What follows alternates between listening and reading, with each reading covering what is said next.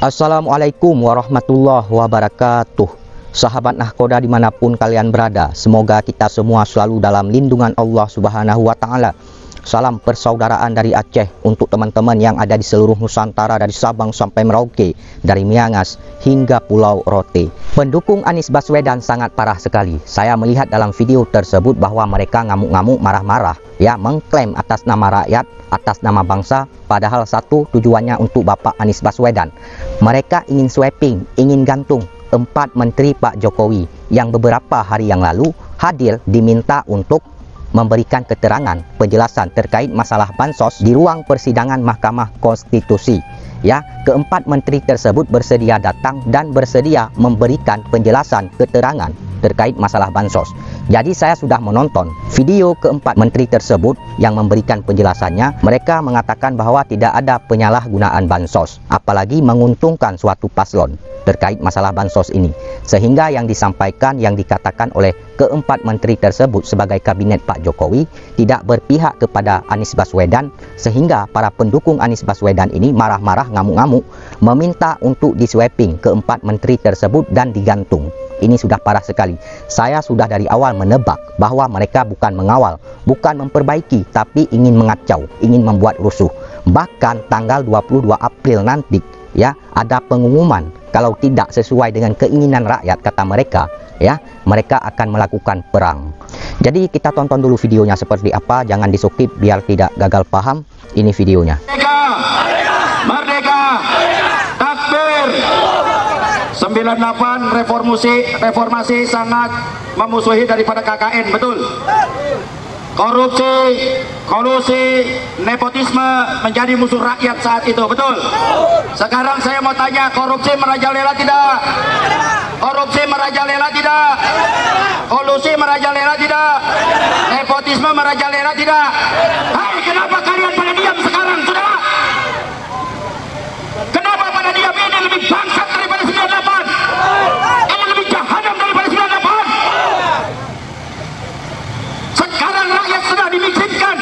Dulu tidak seberapa, ini lebih bangsat daripada 98. Kenapa kita pada diam? Hai mahasiswa, ayolah bergerak bersama kami. Anda yang memimpin kami ikut akan, silakan Anda. Setuju?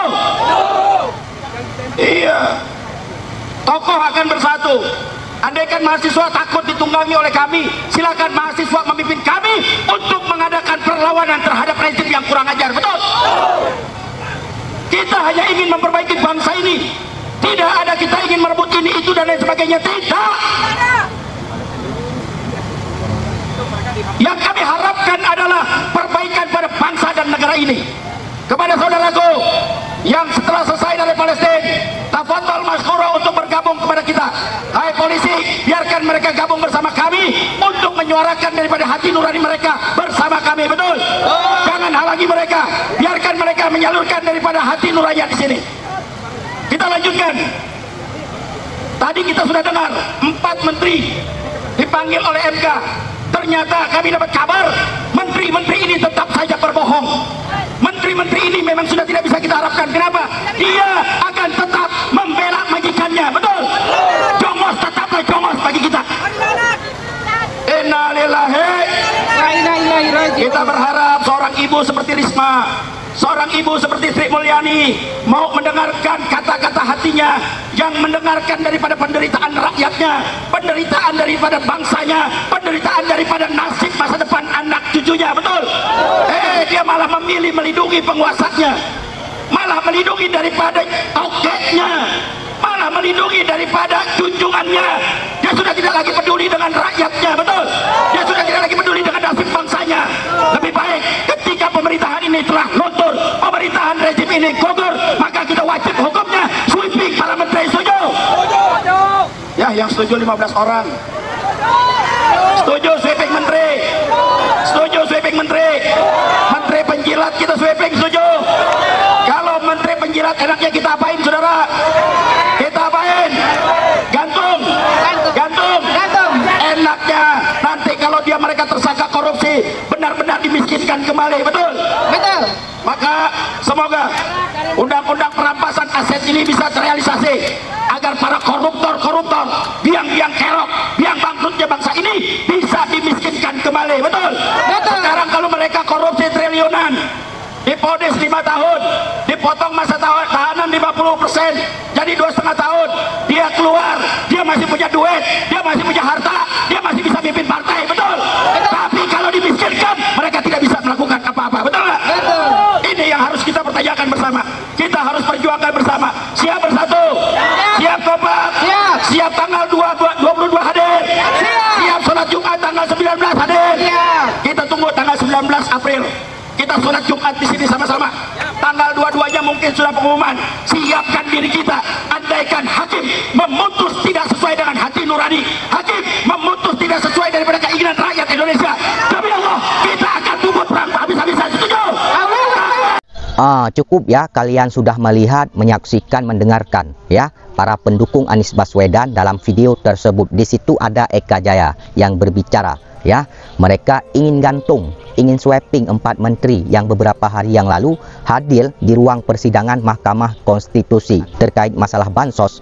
Setelah diminta, lalu dihadirkan, para menteri tersebut bersedia datang dan bersedia memberikan penjelasan ya.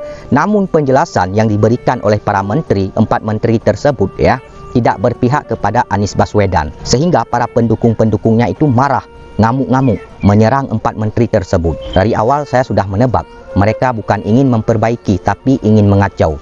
Bagaimana mungkin para menteri tersebut memberikan kesaksiannya, penjelasannya sesuai dengan harapan mereka? Itu tidak mungkin. Jadi Anda, wahai Bapak Anies Baswedan, Anda harus bisa mengendalikan para pendukung-pendukung Anda. Jangan sampai mayoritas masyarakat Indonesia itu marah kepada Anda dan pendukung Anda. Mereka selalu mengklaim atas nama rakyat, atas nama bangsa.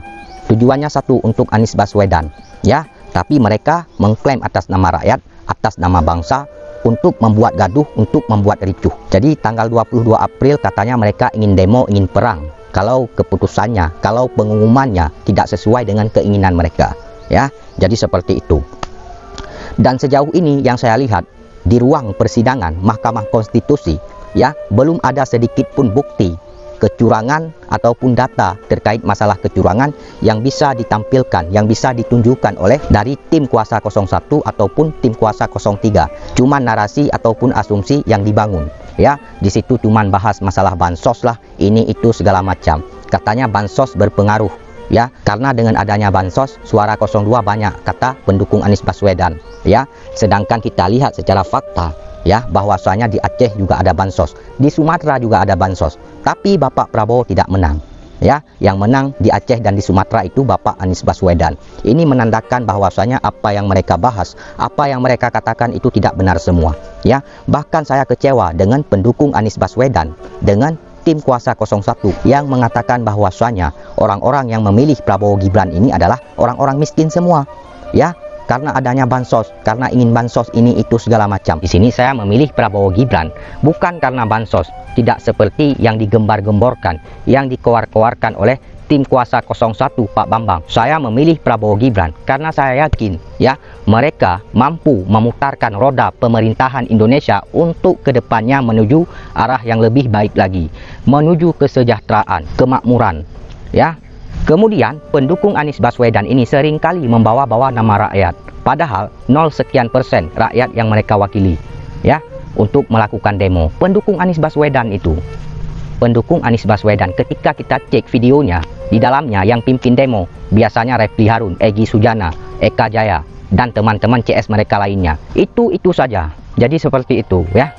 Dan yang perlu kalian ketahui bahwasanya walaupun Prabowo Gibran itu dibully, di framing, semakin banyak bulian, semakin banyak framingan terhadap mereka ya, semakin tumbuh ya kecintaan masyarakat Indonesia untuk mereka. Suara 96 juta lebih itu bukan sembarangan, bukan kaleng-kaleng. Kalau kita bandingkan dengan suara Pak Anies Baswedan, jauh sekali selisihnya ya.